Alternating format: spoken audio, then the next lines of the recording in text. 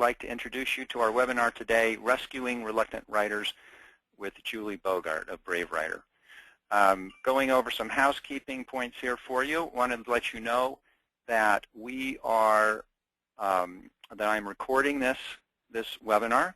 So, and I will make that available to you probably by tomorrow. It will be available on the co-op website.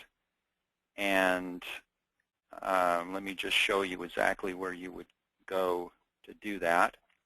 So, well, right here in the free webinar. So from the home page of the co-op website, there's a section called free webinars. You click on that, and then you'll click on this archived webinars tab, and you'll be able to see the presentation. So I just tell you that so you know you don't need to worry about, taking notes, and you can just pay attention if that's how you would like to, if that's easier for you. Also, going back to that PowerPoint, I wanted to, okay, hang on, I had that PowerPoint.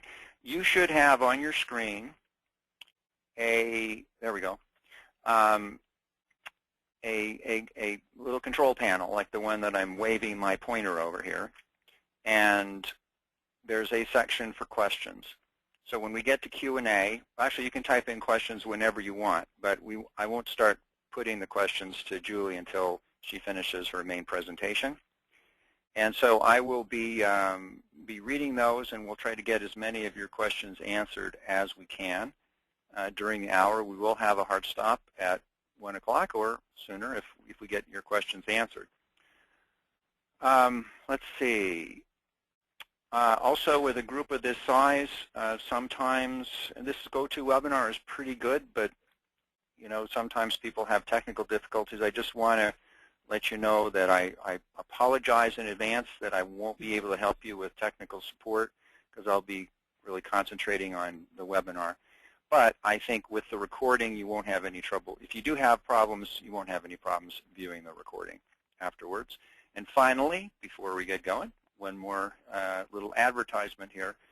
I'd like you to be aware that today only is we have a deal of the day for Brave Writer, and we've always had the best deal on the planet with 50% off.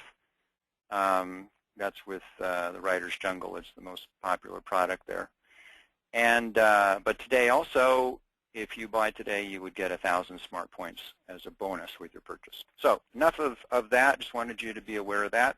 And at this point, I'm going to turn it over to Julie. And Julie, you should have a little pop-up now so we can bring you in. Oh, you there? Yep, I okay. am. Welcome. Thank you. Hello, everyone. It's great to see you. I have these annoying reading glasses that I have to take on and off in order to read correctly, but I don't like the glare of my screen. So please bear with my hand going up and down. It's great to be here, Brett. Thanks for inviting me. I love Homeschool Buyers Co-op. They've been great to me. Today we are having a webinar called Rescuing Reluctant Writers. You can find out more about Brave Writer after the webinar at bravewriter.com, our website. And finally, I love to give feedback and support to anyone who has an inquiry about their particular situation. So if I don't answer your question today, or you have needs that are too private to share publicly, don't hesitate to contact me. Brave Writer exists to offer you immediate support, and that's how you can reach me. So let's get started. Welcome. I'm hoping that you have a cup of tea or coffee or hot chocolate, whatever you prefer in your neck of the woods. We are all in the same boat together. We are all homeschooling mothers or fathers. I raised 5 kids, and I homeschooled for 17 years. My last child is a senior in high school. I've been through probably everything that you have, but even if I haven't, we've now taught thousands of families in Brave Writer. The company began in January of 2000, and since then we have a growing staff of 15 to 20 instructors and dozens of classes. I look forward to helping you understand a framework for writing, even more than what my products do.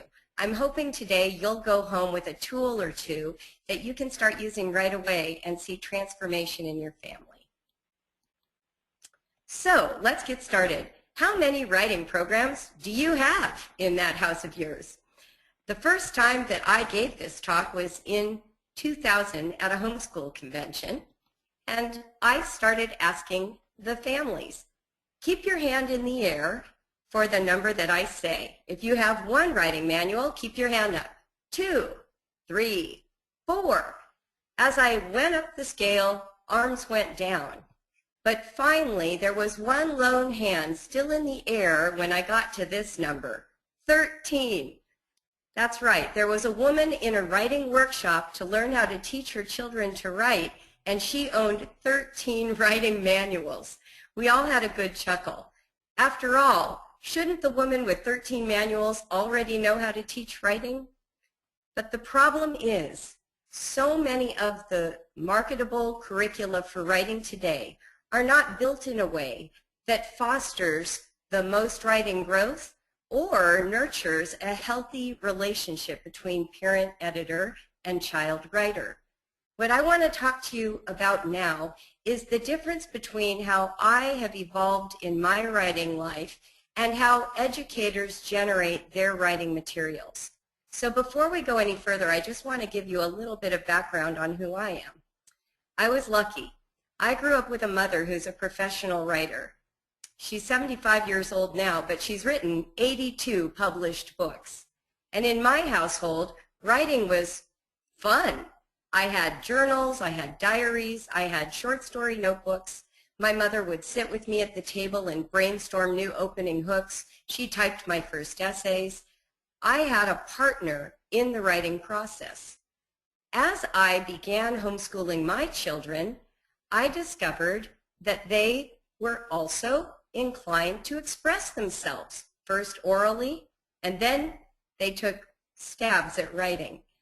Because of my mom's background, when I was an adult, I went into freelance writing and magazine editing and ghostwriting. So as my children got to the age where writing was important to them, I just pulled those books off the shelf and started teaching them. Little did I know that what I was doing was not what most educator-generated curricula taught. Have you ever experienced this? You hand your child a blank page, you get back a blank stare.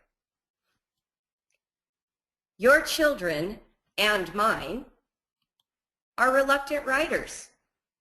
Now, not all of your children are, and not all of mine were, but every writer goes through a period, whether it's for one writing project or all of them, where they feel they don't know what to say, they don't know how to write.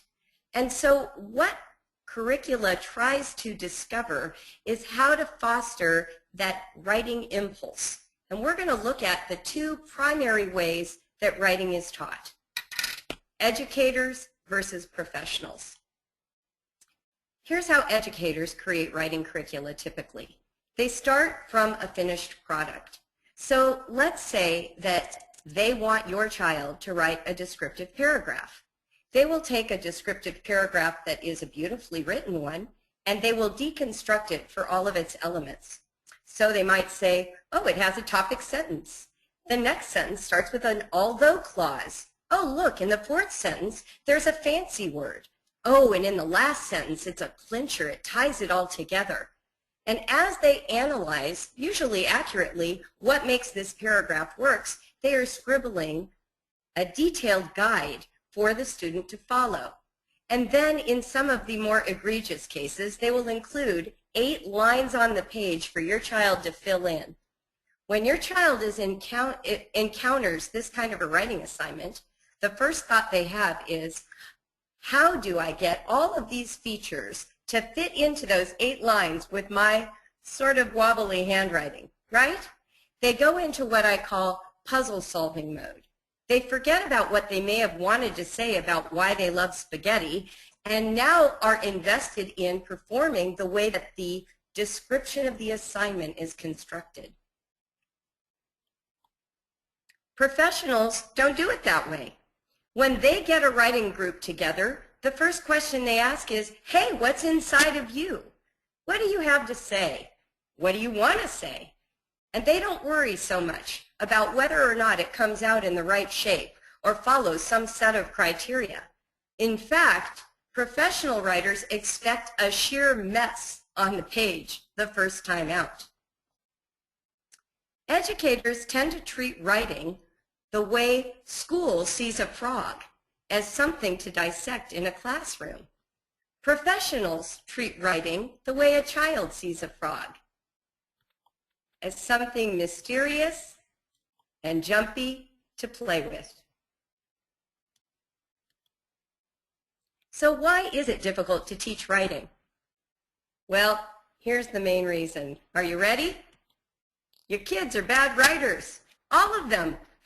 None of them are published, although maybe I am being contradicted by the one mother who has a brilliant genius writer. But by and large, children are not getting published yet. They're just brand new to the whole experience of writing. So what happens is you, an adult, who has been through at least 12 to 16 years of education, who reads professionally edited writing every single day of the week, picks up your 8-year-old's first attempt at writing about Christmas, and suddenly all you can see, the bad spelling, the missed punctuation, and you find yourself despairing. You've been trained to expect perfection in writing. And even when you tell yourself that your child doesn't have to do it perfectly, there's that little grammar police person that lives inside that still doesn't quite believe that it's okay to make a mistake. Here's what we typically notice first when we read our children's writing. The bad spelling, right? That just leaps off the page. We don't understand why there are no periods, even though we've taught them periods and capitals. We wonder why they're using the wrong word in the wrong place. Sometimes they use really weak phraseology. The roller coaster was awesome. I really love spaghetti.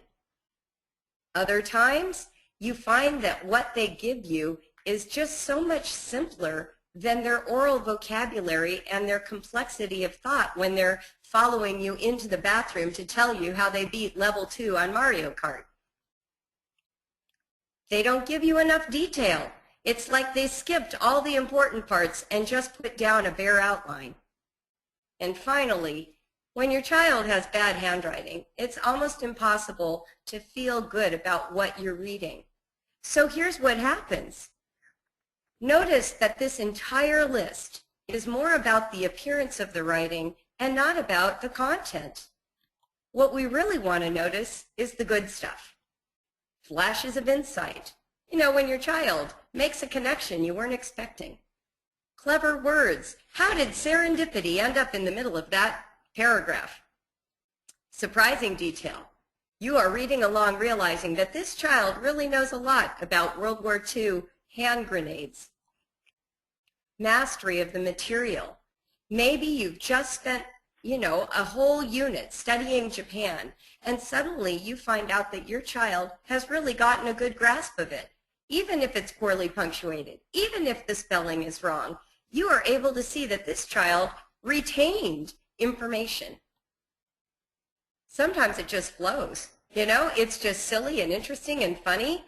Maybe it's not deep, but it works. You can feel that this child got in a groove. Sometimes what really jumps out at you is the writing voice. Think of your kids now and how you can recognize who's talking to who in another room, even at a whisper. You know their cadence, you know their intonation, you know their tone. Writing is similar. Writer's voice is that quality that the writing sounds like your child. When you're teaching writing, you certainly don't want your child to sound like me. You don't want your child to sound like any curriculum generator. What you want, what you are hoping to pull from your child, is that uniqueness. And that child at age 6 and how he or she sounds then is going to be different than age 10 or age 15. And we want to capture all those voices. I'll bet that you have a file of all the artwork that your kids are producing for you right now. Aren't you glad you have a 6-year-old painting and then that perfectly drawn charcoal pencil portrait of the 15-year-old who studied art for all those years. You don't diminish how you value the 6-year-old drawing. You appreciate it for its richness of the 6-year-old artist. Writing is the same way. It's okay if it sounds like a banging drum at age 6 and much more like a fine recording at age 15. That's how it works. And lastly, we can notice personal experience that correlates with whatever information they're writing about. The best writers in the New York Times, Sports Illustrated, all the places that you read, they take what's familiar and they relate it to the unfamiliar. Or they take what's unfamiliar and they draw it into what's familiar to you. That's worth noting over bad spelling or poor punctuation. Here's the truth. Your kids are interesting people. They may not be good writers yet, but they're fascinating. You wouldn't spend 24/7 with them if they weren't. They have delightful little narratives that they tell you. They love all kinds of broad interests. Homeschoolers tend to be the most interesting people I've ever worked with. Your kids have so much to express and say, and we want to capture that in writing. Here's what you can do for your kids. You can give them 2 things. Faith that they will be good writers one day, and freedom to get there in whatever way seems right to them. I want to give you an example of your great success already in life with these kids. You know, when my oldest son was 11 months old, he was sitting behind me in a high chair, and I was at the kitchen sink washing some dishes. All of a sudden, I heard him call out, "Nana!" And I thought, Nana? He's speaking. I have a brilliant child. So I turned around and being, a future writing instructor, I said, Noah, the word Nana is a part of a word and it's called banana. That word is a noun and it goes in a sentence like this. Mommy, I would like a banana. And because it is a request, you need to use the oral format called etiquette. So use the word please at the end. Mommy, I would like a banana, please. Did I say that to Noah? Of course not. And I'm sure you didn't either. When my son said Nana, I immediately called his grandmother. I wrote it in the baby book. I had his father feed him 6 bananas. And we spent the next week trying to get him to say it again. A couple months later, Noah said, Mommy, me want Nana. Did I worry that his grammar was terrible? No, I was so thrilled that he strung 4 words together and that he took the risk to communicate with me. I cheered and celebrated and fed him more bananas. Over the course of the next few years, between modeling and explaining and giving him literal words to say, for example, did you mean to say I want a banana? And then letting him copy me, he became a fluent native speaker of English. And at age 5, when he yelled from the other room, "Hey, Mom, get me a banana," that's when I said, "What do you say?" And he called back, "Please." Because he was orally fluent at that point, adding the format called etiquette was no big deal. He could do it. All he needed was a little instruction. You have already successfully taught your kids to speak fluent English or fluent Spanish or fluent French, whatever your native tongue is in your family. You've done it without worry. You've had faith that they would speak correctly, and you've given them freedom to make all kinds of mistakes. There have even been moments where you have scripted the exact words you wanted them to say, and when they said them, you were proud of them. You didn't wonder to yourself, when she thanked Grandma using my exact words for that gift, I wonder if those were really her words. You don't think that. You think, yay, she's successful. We need to have that same spirit when we're thinking about writing, because writing grows in the same ways. It takes 5 years to become a fluent speaker. It takes 10 to become a fluent writer. Our kids need a safe space, first and foremost. It's not okay to focus on the bad grammar or the misspellings. If we start with the mechanics, we risk their sense of pride.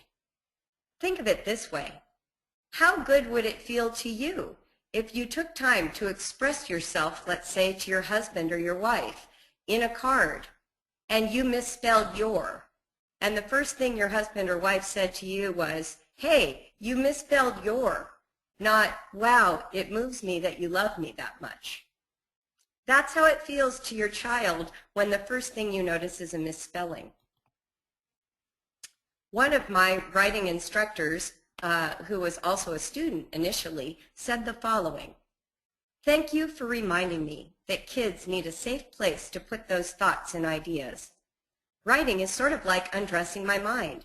Sometimes it makes me feel downright naked, and it's so crushing to have my poor bare self ogled and poked and critiqued and trivialized instead of listened to." Oops.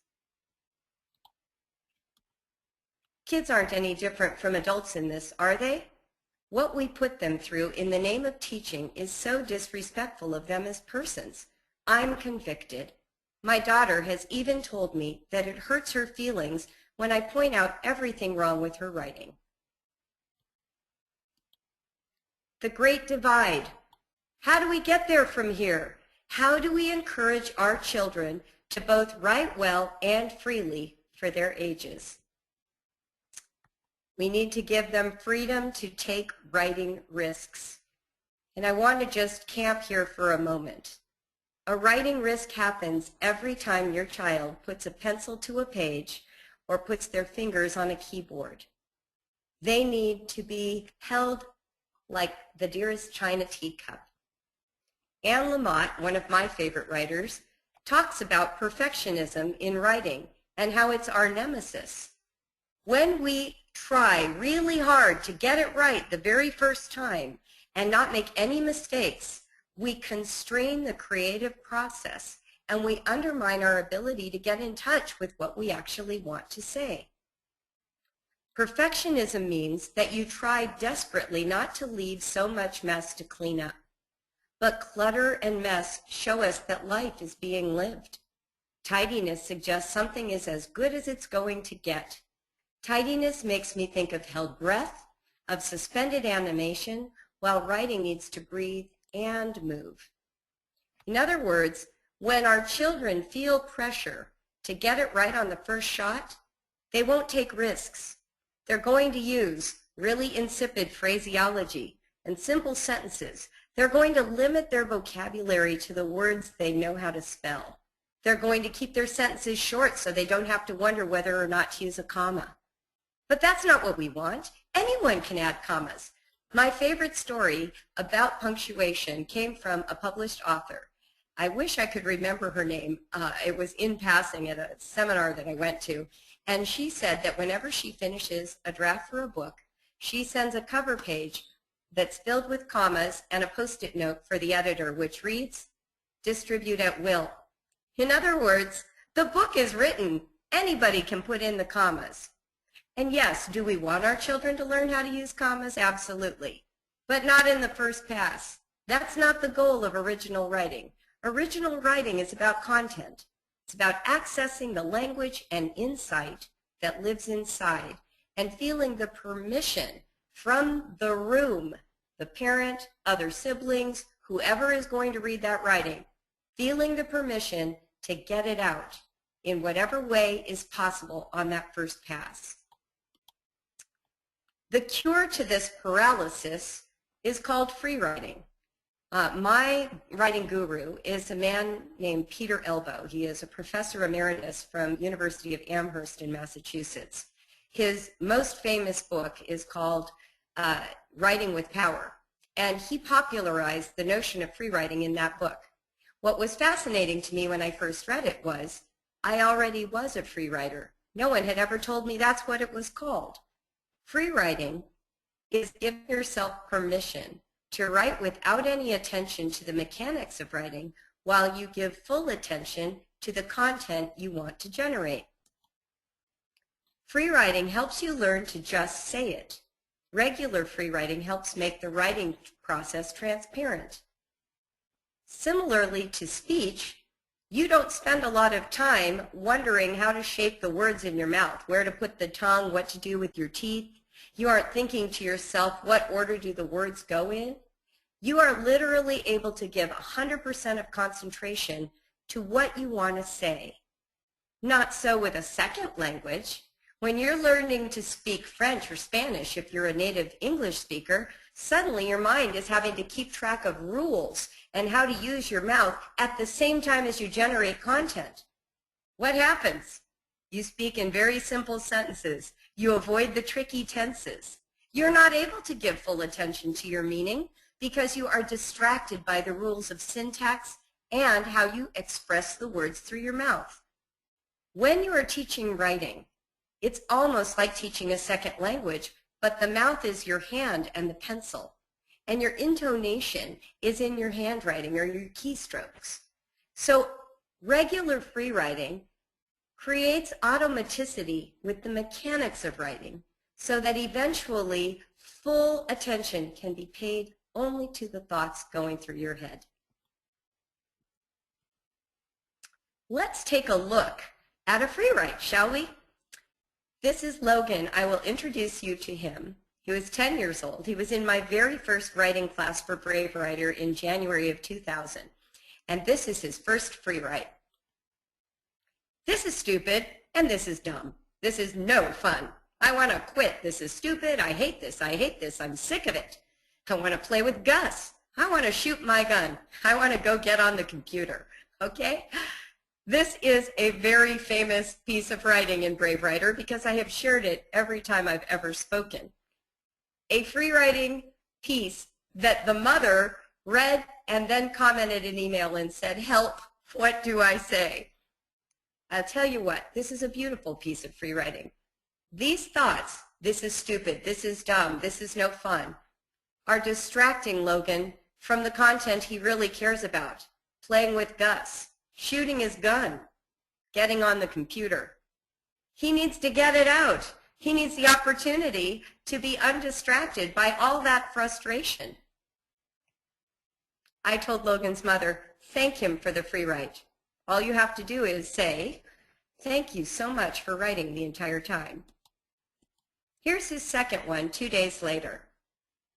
I want to go hunting with my dog and shoot 5 pheasant and cook them in the fryer. I would shoot 10 quail and cook them.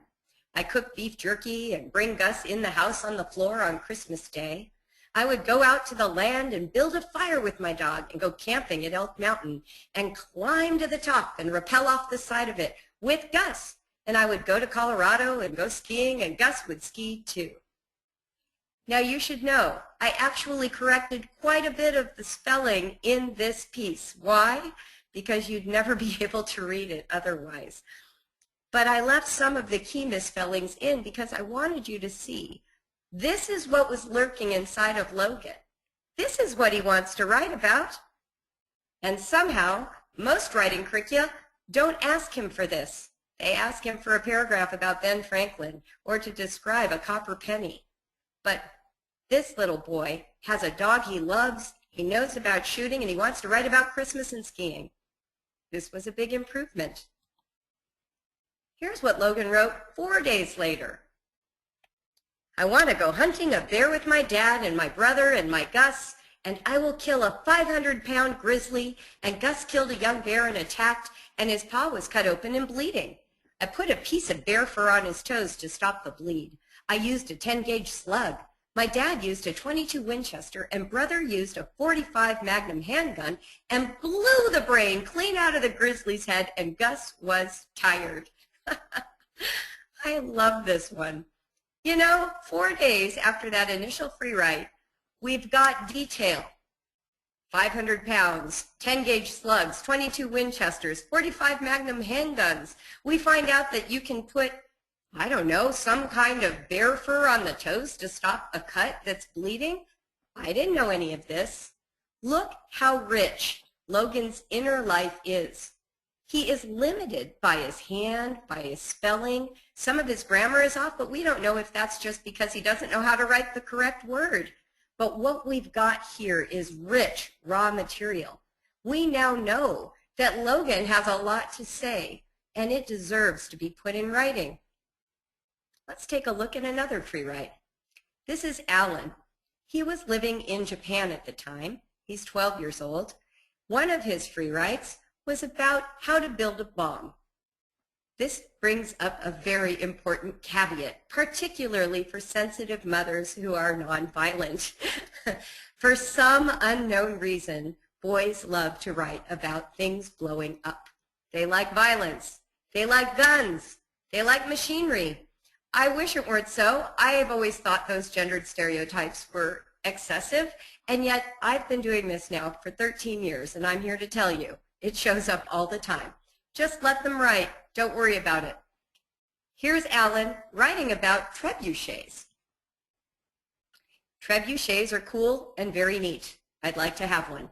I also want a four-wheeler, except four-wheelers move and trebuchets don't. Trebuchets are very good siege weapons during the Middle Ages, just like four-wheelers are popular now. They were very destructive machines. They could shoot really far. They could even shoot me into the air. I watched a show on trebuchets and I learned a lot, and I built my own out of Legos. It can shoot really far. Trebuchets were the equivalent of the atomic bomb during the Middle Ages. I would like one in my backyard, and then I could crush the people I didn't like with my brothers, who I would shoot out of the trebuchet. Remember when I said before that we want to pay attention to content? There are so many good things in this little free write. First of all, he compares trebuchets to four-wheelers. Four-wheelers are current today. Guess what Alan is really interested in? Four-wheelers. But he found a way to bring that into a related topic for his history studies. He also compared them to the atomic bomb. Of course, the atomic bomb is far more powerful than a trebuchet, but what a nice comparison, understanding the destruction that a trebuchet might cause. Of course, his joke at the end about crushing people with his brothers, hilarious writing. I mean, who wouldn't love that? That's writer's voice right there. And even though his opening line, if we go back, is trebuchets are cool and very neat, all that is asking for is an invitation. You are the mother or the father who can say to Alan, tell me more about cool. Tell me more about very neat. I like very good siege weapons. What does that mean? Compared to what? What other siege weapons did we see in the Middle Ages? What you have here is the raw material of a really good piece about trebuchets, but we let it all surface first before we go into a revision process. Now let's look at a free write by a girl named Leanna. She was 13 when she wrote this and a soccer star. Running is so fast, just the world feels like it will start running to pass someone up, gives you encouragement. When you run, it feels like running from a predator, especially when you run a race. The wind howls in your ears, even though there isn't any. I feel like running, even when I'm tired. Seeing people run, reading their minds, they have determination. Do not fail. I don't know why, but your feet just go. When you stretch, it's as boring as an ice cream lid, but you know it's for the good.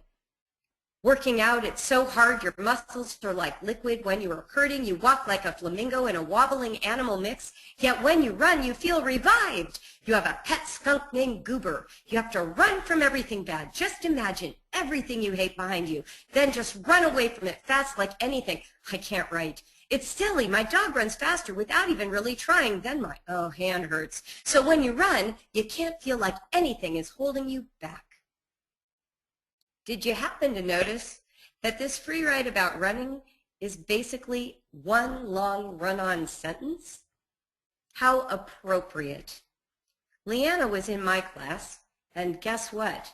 We made the mistake of editing it. We put periods in. It ruined it.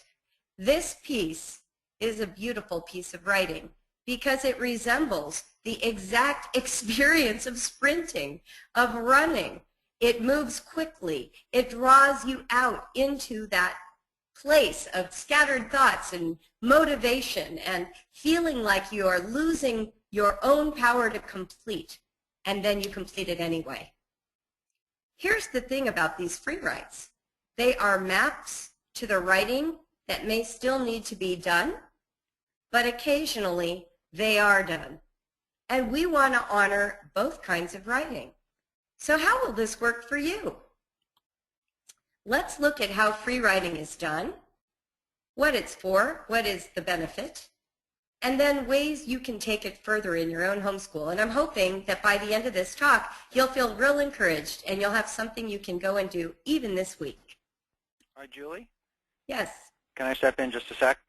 I'm loving every minute of this. I'm also noticing it's 12:40, and we told people this would be an hour. I am certainly willing to keep going, and I imagine many people on the call would also. But I did want to make sure we have some time for Q&A. We are 10 minutes from being done. So we'll have 10 minutes of Q&A for sure. Okay, super. Carry on. Thank you. Okay. All right, so here's how free writing works. Set the timer for 5 minutes. You can use a kitchen timer. Next, rub shoulders, crack knuckles. You are at home, you get to touch your children. Let them roll their heads around, shake out their hands, and be ready to write. I had one mother actually tell me that her child had asked for his shoulders to be rubbed that morning before writing, and what did she say? I can't do that. This is school. Don't manipulate me. So when she heard me say this, she laughed and realized, oops, I'm not in school. So get your kids comfortable. Next, use scratch paper. If you want your children to feel really free, take the scratch paper, ball it up, and then smooth it out and have them write on the wrinkled sheet. That's when they'll know that you really are serious about the product not having to be perfect. Next, tell your children they need to move the pencil the entire time. No self-editing. If they run out of things to say, they can write things like, I'm stuck, I'm stuck, I'm stuck, or I've run out of things to say, or I wish this were over, or my mother is a big fat meanie. Whatever they want to write, they can write. There is no rule about content. Allow for fragments, spelling mistakes. Tell them the handwriting doesn't have to be nice. You set them up for success by liberating them from all the demands of perfectionism. The only rule, keep writing until the bell rings and then stop. Here's what the benefits are of free writing. They pull out the words that are locked inside. Each time you free write, you give voice to the internal processes that are working, the machinery of thought.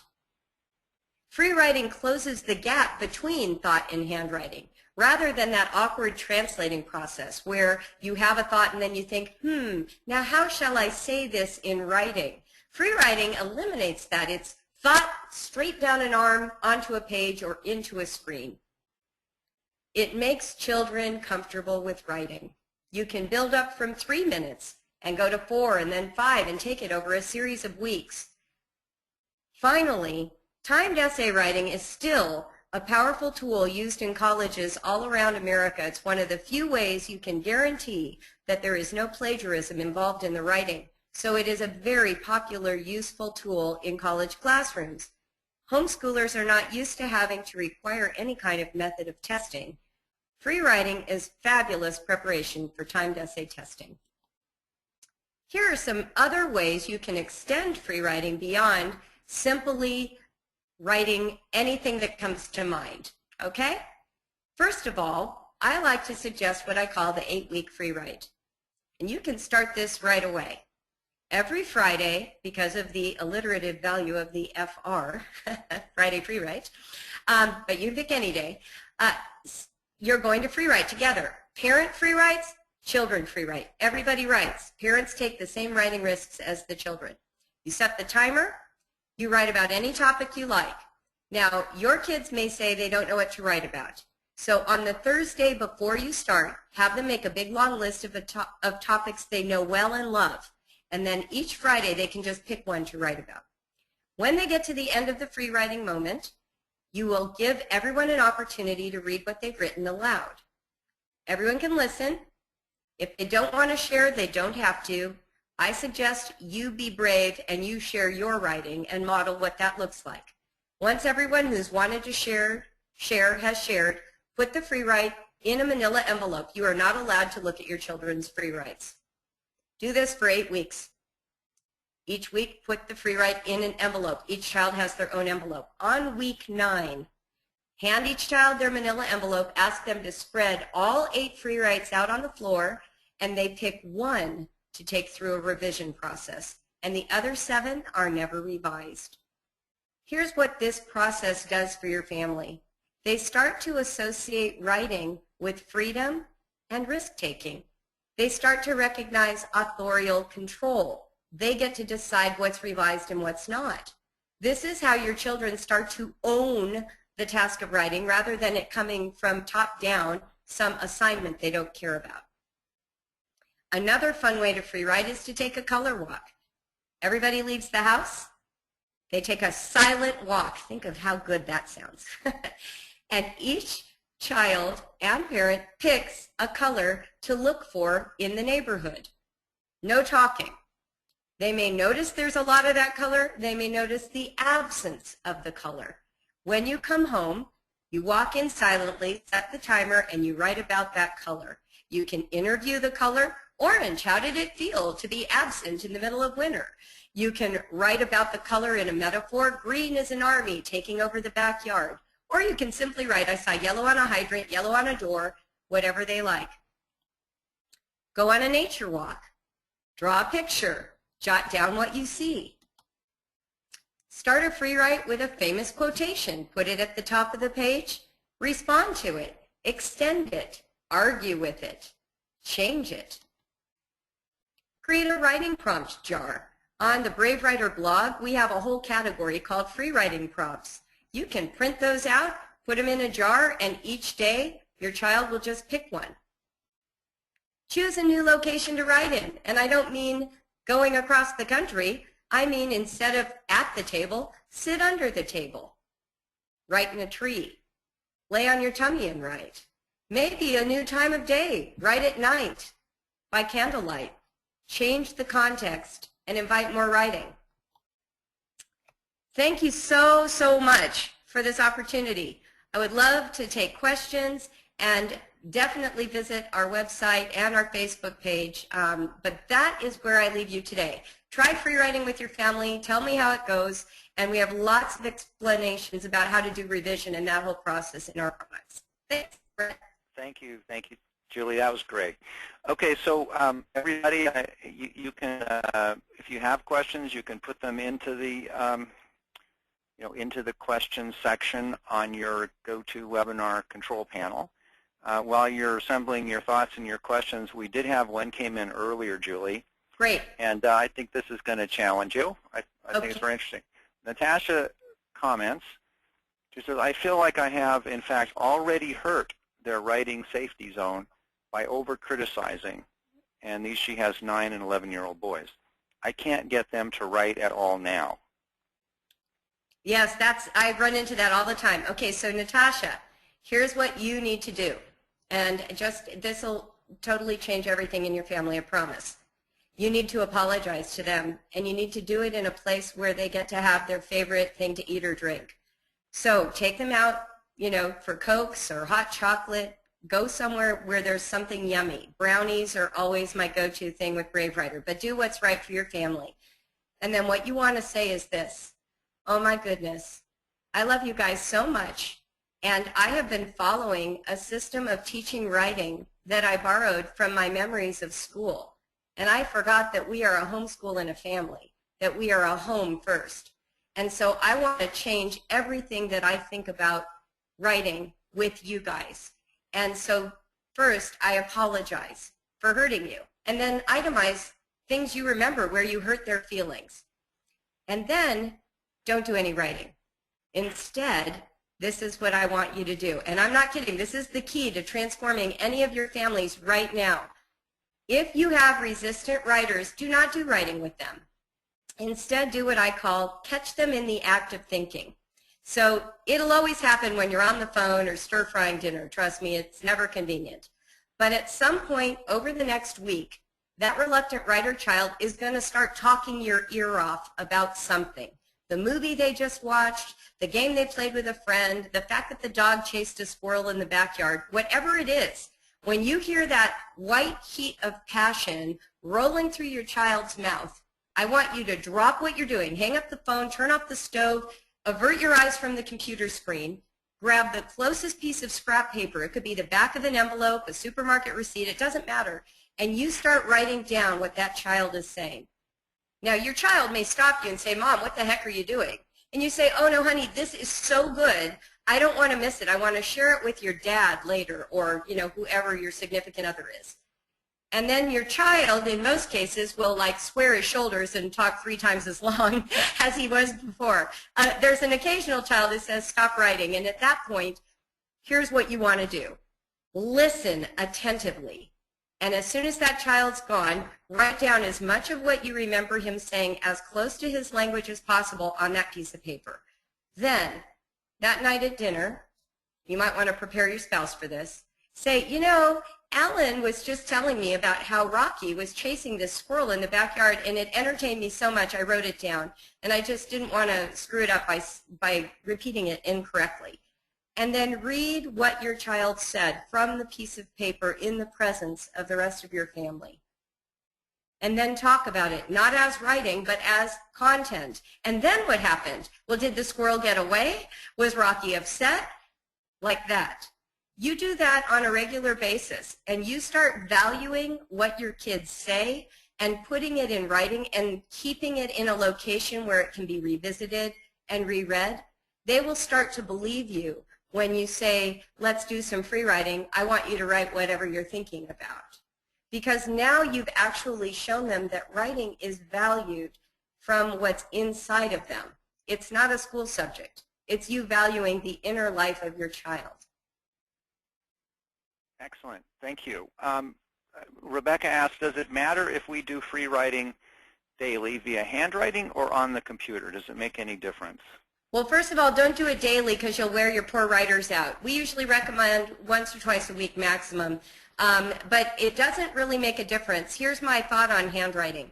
Handwriting is still a tool that is used in schools, in colleges. You want them to have the facility of handwriting as an available skill, but if you have blocked writers and they're very good keyboardists and that's the way they can get their original writing out, then let them use the keyboard.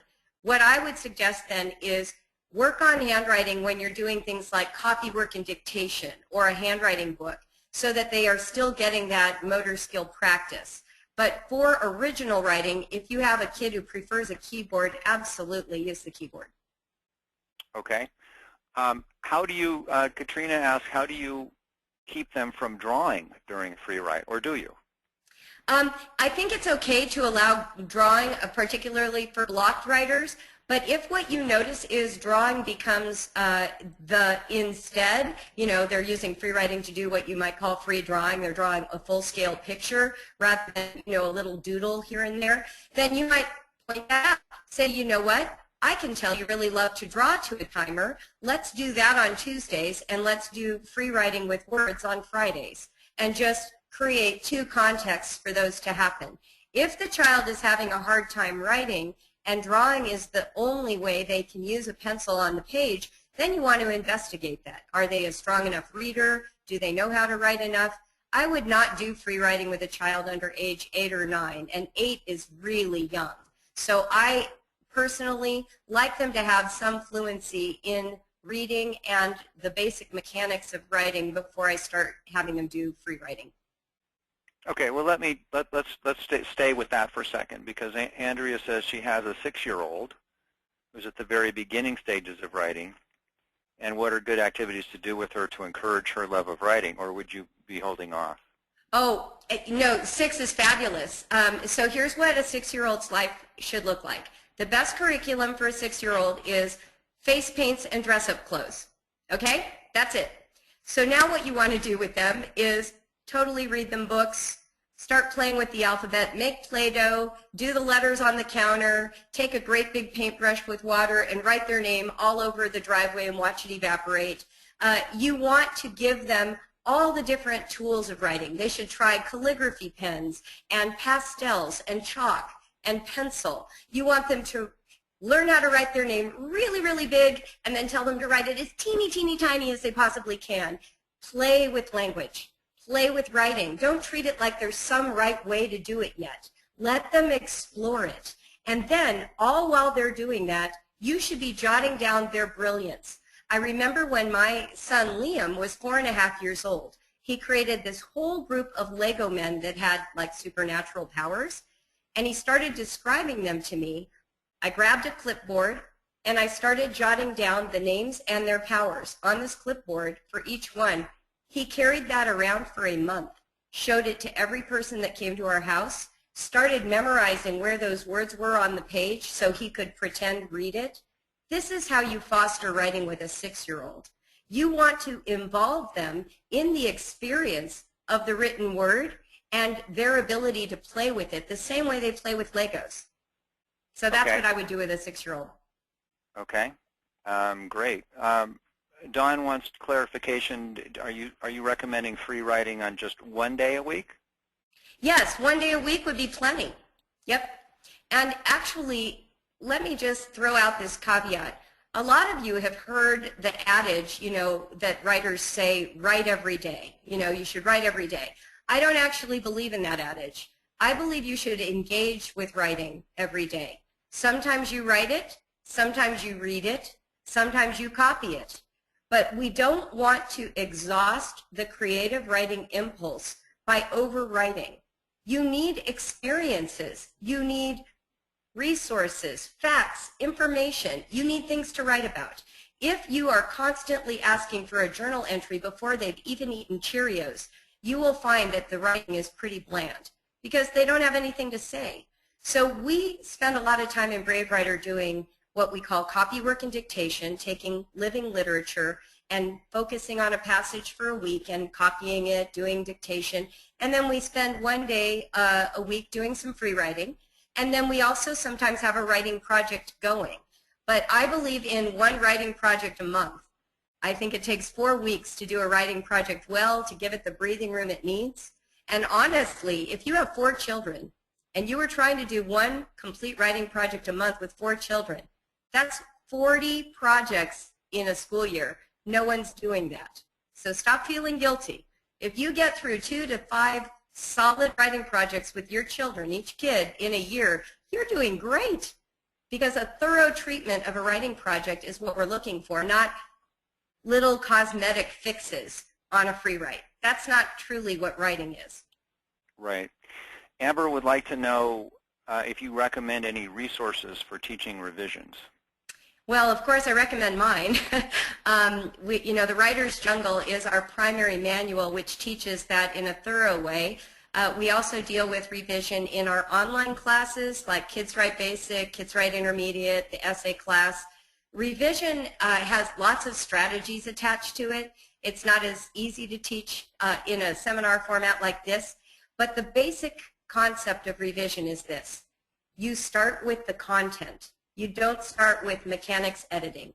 So what you want to engage is the meaning, the idea generation, the opening hook, discovering whether or not the steps are in the correct sequence, things like that.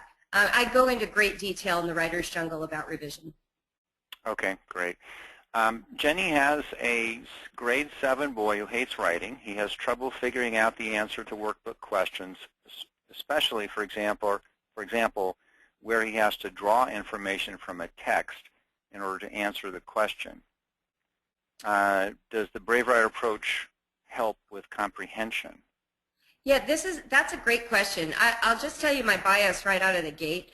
I don't really like these programs where they give you a text and then they are almost tricking you into having to relocate information that was meaningful to the author who created that question, but maybe isn't the meaning that the child generated from the reading.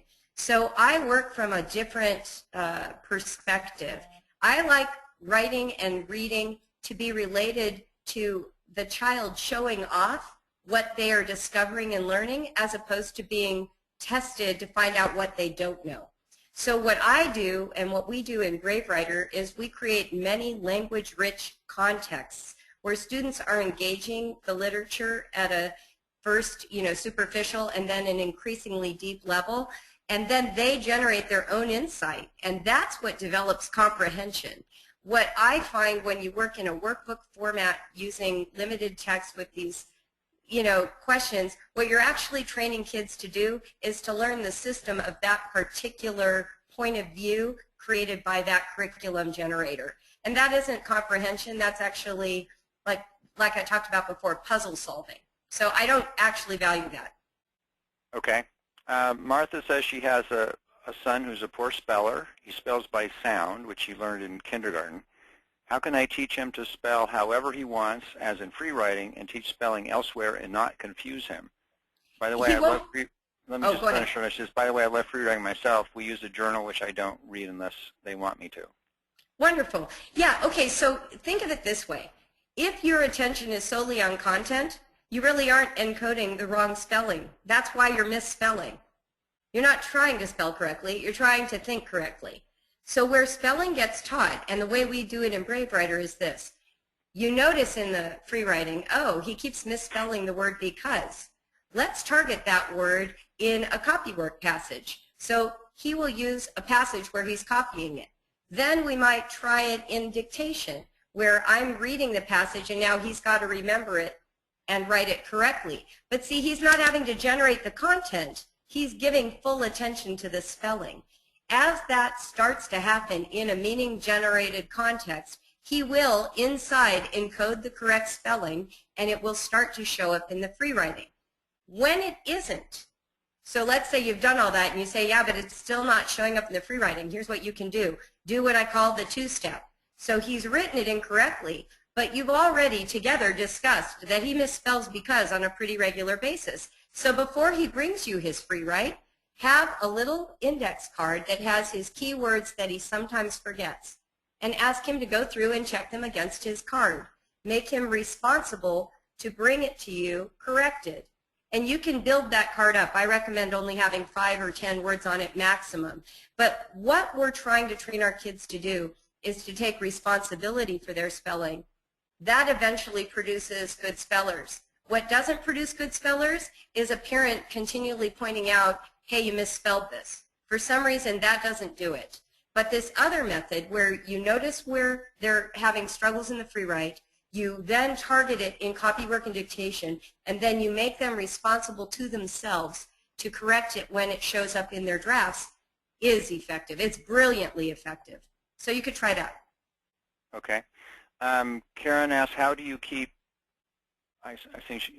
your perfectionist from your perfectionist child from insisting on stopping and correcting spelling, etc., during a free write?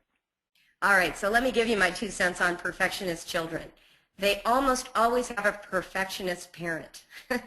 And even if you think you're like a messy person, it's still, they pick it up. It's the way your facial expression is, or maybe the fact that there was a time when you didn't know better and you did target things. And there are some kids, absolutely, who are very picky. But what you need to do with that child is actually have the conversation. Say, you know what, I'm noticing that when you're backtracking, we're losing some of your brilliance, some of your great vocabulary. Can you take a chance with me this one time and just let yourself go? And in fact, let's just try it once and see how that feels. And if you get desperate, if in the middle you just can't move forward without knowing how to spell the word because, yell it out to me. I'll spell it right away so you can keep going. In other words, provide them with the level of support they need, also minimize the risk. And when you do that, you start to generate a different feel. You know, make it playful. You might even try this. I've done this with kids, the perfectionists. Write me a free write where you make as many mistakes as possible. You know, have them go in the opposite spirit. Wrinkle up the page and have them write on a wrinkled surface, Anything that sort of like gives the gestalt of, oh, I don't need to be perfect. That's what you want to do. Sometimes conversation helps, but with kids, physical really helps a lot. Okay, Julie, it's now 1 o'clock. I have 3 more questions that are currently in the queue. Okay. And, you know, if you could give us another 10 minutes. I'm fine. I think that would be great, and I can certainly take the minute. So we'll take 3 more questions here.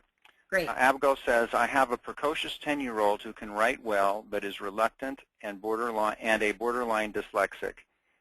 An 8-year-old Oh, I'm sorry, I misread. She has a 10-year-old who can write well but is reluctant.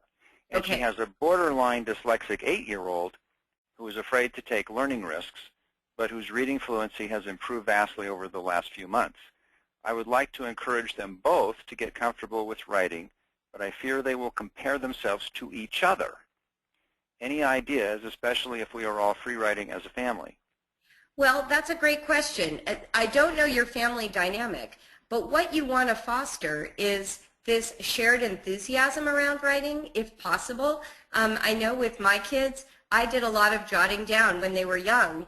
And one day I came home from being out and my older daughter had jotted down her younger daughter's story that she told at bedtime. And my older daughter's handwriting and spelling was atrocious, but she had taken her own risk to jot down what the younger daughter couldn't even write for herself. So we had fostered some kind of climate where that was okay.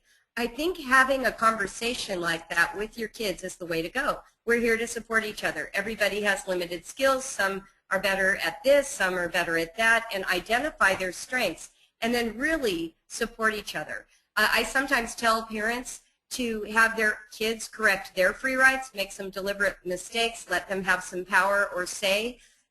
Definitely share when you don't do a good job, but really the comparing each other thing happens when kids are picking up a parental anxiety about where the child places, like grade level or age level.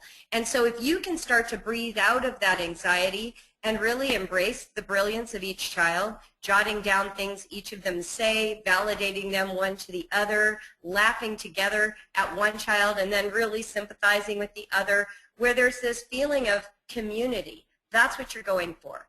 And always, always offer them the ability to say, no, I don't want to share my writing. They should always have the right reserved to not have to reveal. Okay. I hope that helps. I mean, that's like a 2-second answer. If you need more help, just email me. Okay, thanks. Krista says, my 7-year-old boy does dictation on a whiteboard, no problem. Seems fine with that. But all other writing is big. Even paper is yuck. Oh, is a big no. Okay. Even paper is yuck. So I've just been focusing on very short dictation every day. Is that an okay approach for now? Yeah, and he's really young. I always say the writing life is 10 years and it starts at age 8. So he's a whole year away from my start date. I would absolutely just, like I said about the 6-year-old, I would play more with language. The whiteboard is fantastic. He could be using a handwriting book just to work on the letters. You can be reading with him. Definitely jot down the little brilliant things he says and focus on making it an adventure. You know, I have this, because we've had so many people mention these pre-writers, I just want to mention the Jot It Down product that Homeschool Buyers Co-op sells from Brave Writer. It is designed to give you creative ideas for how to foster a writing life in a pre-writer, and I would highly recommend it to all of you who've asked that question. Okay, and our last question is from Michelle. She says, how can you tell if a child has dysgraphia? I notice my 10-year-old son has a lot of frustration with writing, and he will be trying to write a letter and an entirely different letter comes out on the paper. He often pauses and seems to be thinking really hard, but can't produce the handwriting with ease. I will also say that there are times when he can produce writing somewhat more easily. He's an excellent reader far beyond his age. Wow, he sounds exactly like my 3rd son, Liam, who had dysgraphia. And we literally took 3 years off of writing between ages 9 and 12. He did a little copy work during that time, but he didn't do much original writing. I did almost all the transcription. And he definitely had dysgraphia. He was a left-handed kid as well. We eventually got him into a therapeutic context where he, because he was ready, he asked me for it. Every 6 months we would take a walk and I would say, are you ready to get some help for your handwriting? And he'd say no. And finally at 12, he was ready, and I signed him up, and within 2 years he had completely overcome it. But dysgraphia sounds like what you're describing. And a 10-year-old boy who is a brilliant reader, big vocabulary, big idea person, who struggles with the act of handwriting will become a blocked writer instantly. I mean, that is just textbook. What I would recommend for you is being in a context like our Kids Write Basic class or with the Writer's Jungle, where we can give you some support and some creative solutions to help you. We definitely don't want to lose his writing voice during these years while he's struggling with the handwriting. And you can offer him the help he needs by typing his words for him and making sure we don't lose his brilliance. Please feel free to email me, Michelle, if you would like some more specific recommendations. Yeah, unfortunately, I think the internet is struggling a little bit here. Okay. I think we got the gist of your response. One last one from Humira. My child is 10 years old but does not like to proofread his work. Well, that's okay. A lot of kids don't. And right now, like I suggested with the 8-week free write, you could let him only work on 1 out of 8, maybe 7 he never looks at. And proofreading is a tedious task. It's hard to do. So maybe you guys can do it together. Maybe you can look at it and read it aloud while he's looking and run your finger underneath the words. Maybe he only has to proofread 1 sentence and you proofread the rest. Just make it a less arduous task. There's nothing wrong with offering a lot of help. We did it with speech and we never thought twice about it. Offer as much help with writing and maybe even more. Okay, well, great. Okay, everybody, I just want to remind you that it is a deal of the day for Brave Writer, and that is on the co-op website. If you go to the homepage of the co-op and go to the language arts section, you can see I think you see my screen here. That's in the language arts section. And at the moment, Brave Writer's right up there at the top, and you click on that, and then you can find out more information about some of Julie's products, and she mentioned the Jot It Down, which is down here. So, Julie, that was wonderful. I really appreciate your taking the time to share this information with co-op members. Personally, I found it very illuminating, and wish I'd had this information 10 years ago when we were getting going with our boys. Oh, well, thank you. I really enjoyed it. So thank you so much, and to everybody out there, thanks for taking the time from your busy days, and stay tuned to the next webinar. We're going to have Kathy Duffy on January 21st talking about learning styles. So I'm excited about that, and it's not yet posted on the website, but that will be posted later today. And God bless and take care, everyone. Bye-bye.